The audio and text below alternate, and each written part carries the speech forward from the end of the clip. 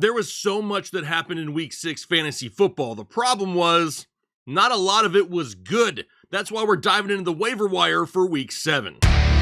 That's right, and just like we do every single Monday, we have a few sections we're going to cover here today. We'll go over some of the top injuries that happened this past week, 5 things that we learned from week 6 fantasy football, how about teams on an upcoming bye, and then the top overall pickups at the quarterback, running back, wide receiver, tight end, and defensive special teams positions. But I can tell you're getting a little bit antsy out there. We're getting ready to head into the second half of the fantasy football season where we need to start making our late season push to the playoffs. So let's go ahead and just dive into some injuries first, some of the top injuries that we saw here in week 6. Now, just like every other week this season, there were some studs that got hurt that we need to talk about. The first one up is Chris Olave. He suffered a concussion, but this is why this one really sucks. He plays Thursday night football, which means more than likely he's going to miss week 7 because he won't be able to clear in time. However, in that game as well, Patrick Surtain may not be available for the same exact reason, so that's something to pay attention to. How about Dallas Goedert? No, I'm not calling him Dallas Goedert because right now, damn it, I am not feeling very fancy. He suffered a hamstring injury. That's something to watch here this upcoming week. Jerome Ford, he suffered a hamstring injury. All of a sudden now, with the return of Nick Chubb, do we see a little bit more Chubb out of the gate, being that we have a Jerome Ford injury? Now, I'm sure the Browns want to bring him along slowly, but that offense in Cleveland is just not great as is, and if he's good enough to be on the field and playing, maybe we see him get a little bit of an extended workload in his first game. How about Marvin Harrison Jr.? He suffered a concussion. He's at risk of playing this week. Tajay Spears, he had a hamstring injury. Dontavian Wicks, he suffered an AC sprain in his shoulder, the same injury that we saw Jordan Mason get a couple days earlier on Thursday Night Football. And then lastly, Travis Etienne. He's dealing with a hamstring injury as well, and we may be without him for a couple of weeks. But enough of the doom and gloom and the injuries. Let's talk about 5 things we learned from just this past week. The first thing being, Baker Mayfield is a true MVP contender at this point of the NFL season. He's leading the NFL in touchdown passes with 15. He's completing over 70% of his passes. He's on the second highest scoring team in the NFL, and right now he's an absolute magician in the pocket. Really what we wanted to see from Baker being drafted as the number 1 overall pick is just now coming to fruition. The offense that he is in very much suits his playmaking ability, and we're seeing it every single Sunday at this point. Next point up, don't ever ask if you should start David Montgomery. The answer is always going to be yes. He is a perma start in your flex spot. And I really say that for this reason. Since joining the Detroit Lions, he has had at least 1 touchdown in 18 of the 22 total games he's played there. He's averaging 17 touches a game this season. Like I just said, he is the ultimate flex play each and every week. Plus, he's already had his bye. He just got extended, he got paid more money, and he's going to continue to be a focal point of this offense, which, yes, is still one of the top offenses in the NFL. The next point's going to be this one. Tank Dell and Stephon Diggs are going to be able to coexist just fine while Nico Collins is out of the lineup. In their first game together without Nico, both of them had at least 7 targets, at least 6 receptions, and they both found the end zone. Really, the biggest boost here to the passing game is the return of Joe Mixon. Now all of a sudden opposing defenses have to worry about the run game. They haven't had to worry about the run game in Houston the past few weeks. Now because of that, they've made it really hard for CJ Stroud to push the ball down the field. With Mixon in the backfield making things happen, that's only going to open up the passing game and help out the likes of Tank Dell and Stephon Diggs while Nico Collins is out. Next up, Mark Andrews is going to do just enough to irritate you the entire fantasy football season. Just listen to his fantasy points per game so far this year. In week 1, it was 2.4, then went 7.1, then back-to-back zeros, then 7.5, and then last week, 14.1 fantasy points. The dude is like the Gabe Davis of the tight end position. If you play him, he sucks. If you sit him, he ends up being startable. He's an absolute headache. But being that he's coming off a decent game, his best game of the season, if it's me and he's on my team, I'm trying to trade him. I don't want to deal with that headache at all the rest of the season. It was a good matchup. Tougher ones are coming, and I'd rather try to sell him high, if at all. possible. And then lastly, the last point we're going to make here is Caleb Williams is not going to let Jayden Daniels just run away with the Rookie of the Year award. As of right now, Caleb Williams only trails Jayden Daniels by 90 passing yards on the season. However, Caleb has thrown for 3 more touchdowns through the air than Jayden Daniels. Now, we know Jayden Daniels is going to excel on the ground, but from an overall NFL football perspective, the gap between them is closing.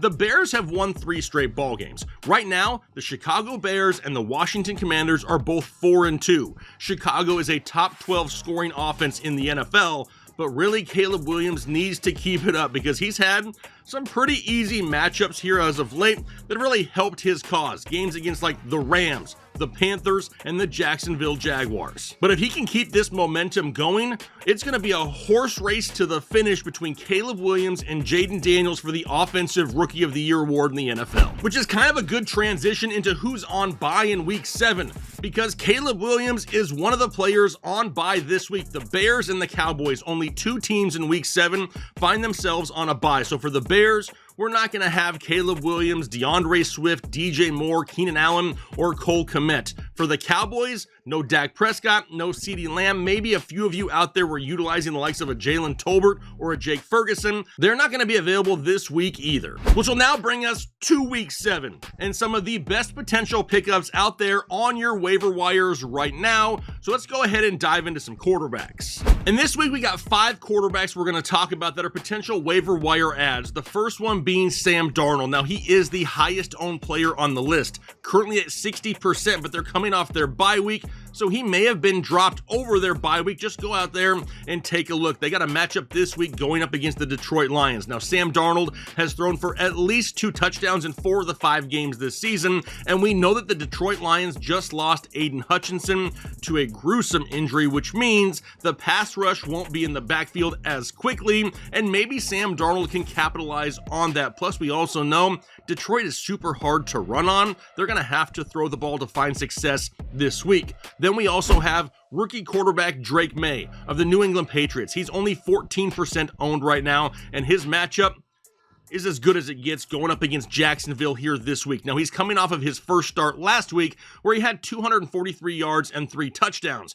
but he also had 3 turnovers, so that's something to pay attention to as well. But like I said, this one right here is all about matchup, because there is no team in the NFL that allows more fantasy points per game to opposing quarterbacks than the damn Jacksonville Jaguars. Drake May is teed up for success this week. After him, another rookie quarterback in Bo Nix of the Denver Broncos. He's only 20% owned right now, with a matchup going up against the New Orleans Saints. Now, it may not always be pretty, and he may cause some gray hair from time to time, but he's scoring fantasy points right now. He's the current quarterback 12 overall on the season, has 21 fantasy points now in back-to-back ball games, has 3 rushing touchdowns on the season, and has had at least 25 rushing yards in 4 of the 6 games they've played. Now, let's also not forget that we saw Baker Mayfield and the Bucs just put up a 50 spot on the Saints last week. Bo Nix needs to be on the list here this week. Now, after him, it's Justin Herbert, because right now,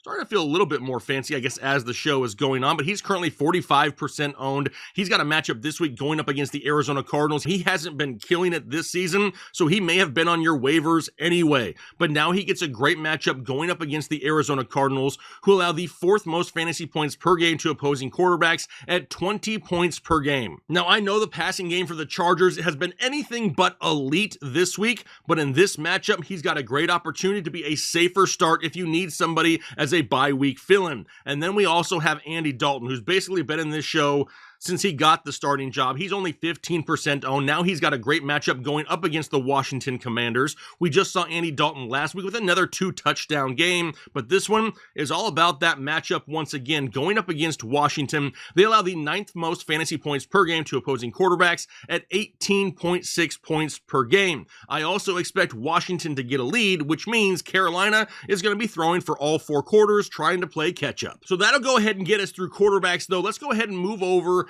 to the running back position. At the top of the list, it's Isaac Guerendo, and I've had him on this show for multiple weeks in a row now, trying to get Jordan Mason owners to pick him up as some insurance. only 5% owned right now in a matchup going up against Kansas City, and now we saw Jordan Mason go down last Thursday night with a shoulder injury. Now, he tried to come back into the game in the second half and immediately left and went back to the sidelines. Guerendo led the backfield in touches, but really sealed the game with a huge run at the end. A lot of people may look at his box score and be like, man, this guy had a great game. And really, that's not the case. He was saved by that big run at the end of the game. However, going forward, if we don't have Jordan Mason, we already know we're looking at early November, maybe for Christian McCaffrey. Isaac Guerendo could fill in for your fantasy team here for the next couple of weeks potentially. Then we have Ty Chandler of the Minnesota Vikings. I put him in this show last week in hopes that people could grab him during his bye week and try to miss the waiver wire rush, I guess you could say, but he's only 35% owned. A tough matchup this week going up against Detroit, but they're coming off their bye week like we just mentioned. Now, if you remember, prior to their bye week, Aaron Jones suffered a hip injury. Now, how long is Aaron Jones going to be out? That's a question we're really waiting to find out on, but Ty Chandler is in line for increased touches regardless. Now, it's a super tough matchup this week going up against Detroit. I don't know if we want to pick him up and throw him directly into our starting lineup. However, the last time he started a game and played over 80% of the snaps, he had 150 total yards and a touchdown. If you need added bench depth, Ty Chandler is an absolute must at this point because I do expect him to get more touches over the next few weeks. Then we have Tyrone Tracy. How in the hell is Tyrone Tracy only 56% owned? And in case you're wondering, all these ownership percentages were pulled directly off of Sleeper. So if you don't like them, complain to them. But 56% is laughably low. I expected him to be a lot more highly owned at this point, especially after the back-to-back games that he's had with 19 plus touches, over 100 total yards, just had a career high with 6 targets last week, and honestly, he looks way better when he gets the football than Devin Singletary has the entire season. Now, this week, it's going to be a tough game going up against Philadelphia. It's easier to throw on Philly than it is to run on them, but if he's getting 6 targets a week, he could definitely be a flex option once again. After him, it's Kamani Vidal, and maybe you've been here for multiple months. If you have, you've heard that name a lot this offseason. He's only 16% owned. He has a matchup this week going up against the Arizona Cardinals. We know that Gus Edwards was added to the IR, but J.K. Dobbins is still dominating the touches in this backfield. Now, I talked this offseason about the similarities to Kamani Vidal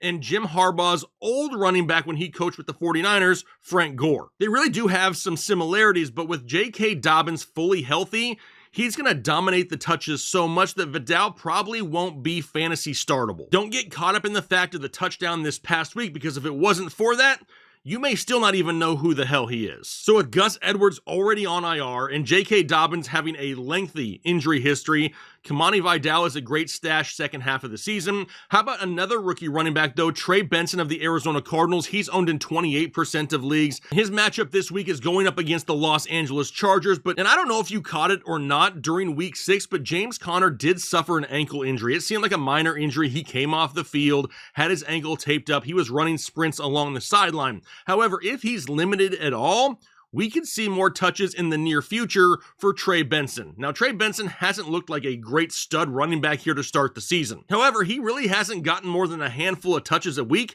to really go out there and prove himself. Now, the Chargers are super tough to run on, but if you own James Conner, you need to stash Trey Benson just in case. What about Alexander Mattison of the Las Vegas Raiders? He's currently 62% owned. A matchup this week going up against the Rams. I know a lot of people each and every week have a lot of questions about the Las Vegas backfield, and honestly, they're just not safe at all. None of them. Alexander Mattison continues to be a touchdown needy running back. If he doesn't get it, he's not really going to help your fantasy football team. This is just not an offense that's putting a lot of points on the board and getting a whole lot of goal line touches for their running backs. However, as a bye week fill-in, as an injury replacement, Alexander Mattison still is getting enough work to be a low-end flex play for your fantasy team if needed. How about Jalen Wright of the Miami Dolphins? He's 21% owned in a matchup this week going up against Indianapolis. Now, he's coming off his bye week as well, and really a lot of people may have dropped him for another need on their roster. But he had a good game prior to the bye week, 13 carries for 86 yards, and don't forget in that game, Devon Achane went down. Now, it sounds like Achane and Mostert should both be available this week, but we also know that neither one of those guys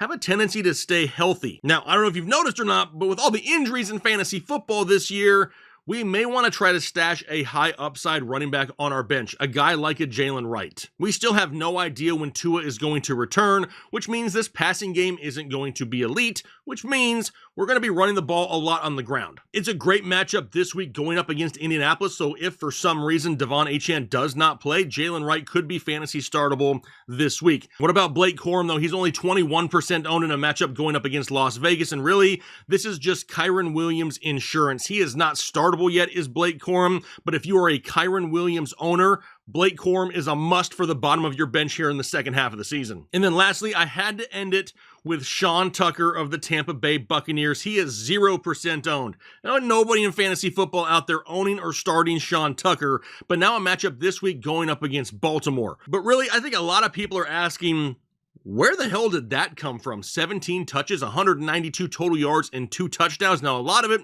had to do with the fact that the Tampa Bay Buccaneers were out there just mushroom stamping the New Orleans Saints. But a lot of people are asking questions now. Are we going to see a lot of Sean Tucker going forward? Now, really, a lot of that has to rely on the availability of Rachaad White going forward. If Rachaad White is going to miss some time, then we could see Sean Tucker once again. Are we going to see 192 yards and 2 touchdowns a week from Sean Tucker? No. But if he is going to be splitting backfield touches with Bucky Irving, he could turn into a flex play if Rachaad White does not play. Now, if come week 7, Rachaad White is back in the lineup, I'm not starting Sean Tucker unless some news comes out that he's going to be getting a ton of backfield touches. I don't want to just call this a fluke, but 192 yards and 2 touchdowns out of nowhere is somewhat of a fluke. Let's just be smart and pay attention to the availability of Rachaad White before getting too crazy with picking up Sean Tucker. But now we've gone through running backs, let's go ahead and move on to the wide receiver position. At the top of the list, we got Juju. Now, I talked about him a lot last week,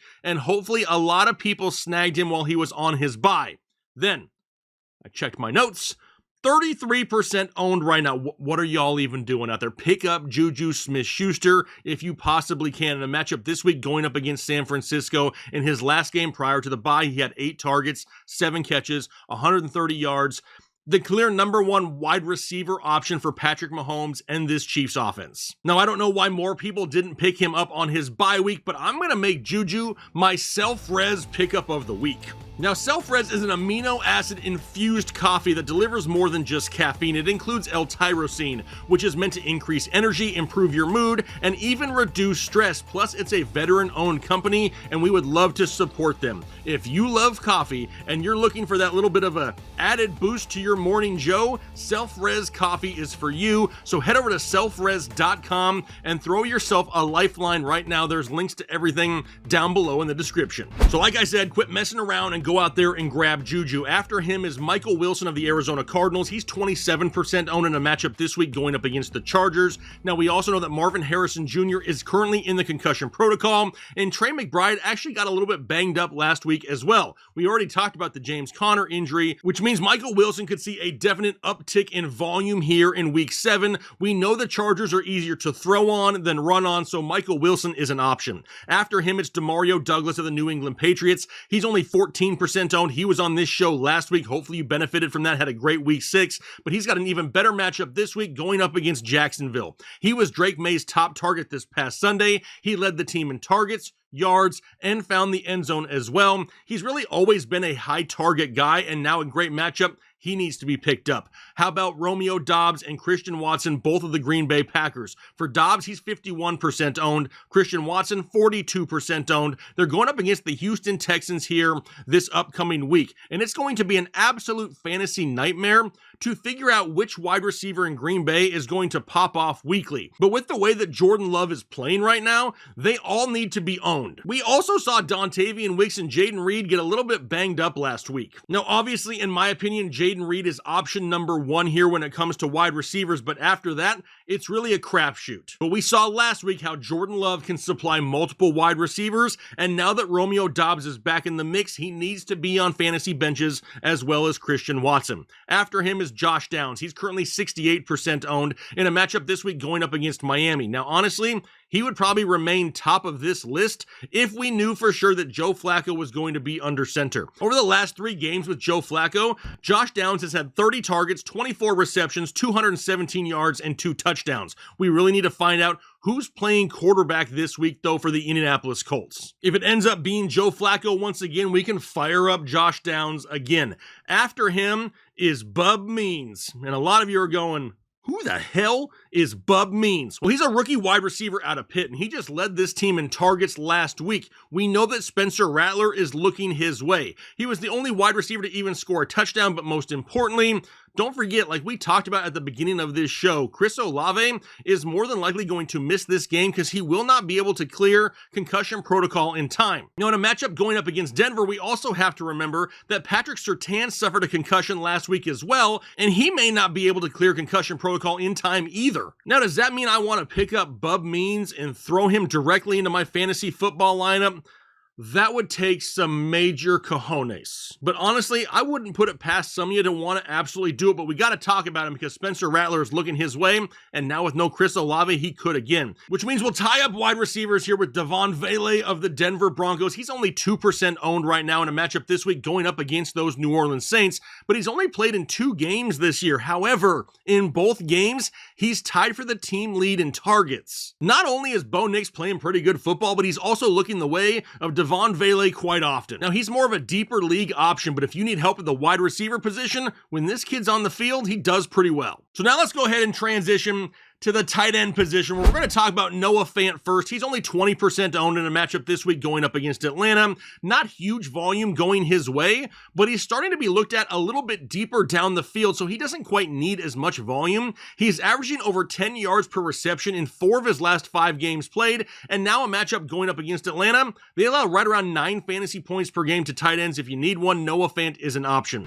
We also have Jatavian Sanders of the Carolina Panthers. He's only 6% owned. We talked about him last week, and then he had a season high in targets, receptions, and yards in week 6. Now, he's playing a little bit more due to the injury of Tommy Tremble. He doesn't have a super high ceiling, but in a good matchup where they're probably going to be losing and having to throw the ball against Washington, he's another option this week, as well as Cade Otton of the Tampa Bay Buccaneers. He's currently 42% owned in a matchup going up against Baltimore. He's had at least 6 fantasy points now in 4 straight ball games. Not super flashy, not a super high ceiling, but a decent floor if you need yourself a tight end. Which then only leaves us a couple of defenses, and honestly, not a lot of great options out there that are going to be available on waivers. How about the Cincinnati Bengals? They're only 9% owned. They're going up against the Cleveland Browns, a Browns offense under Deshaun Watson that just does not look great. The Bengals haven't looked half bad here as of late on defense either. And then the Chargers, they're coming off their bye week. They're 54% owned in a matchup going up against Arizona, where we know that Marvin Harrison Jr. is in the concussion protocol. We know that James Conner's banged up. We know that Trey McBride is banged up.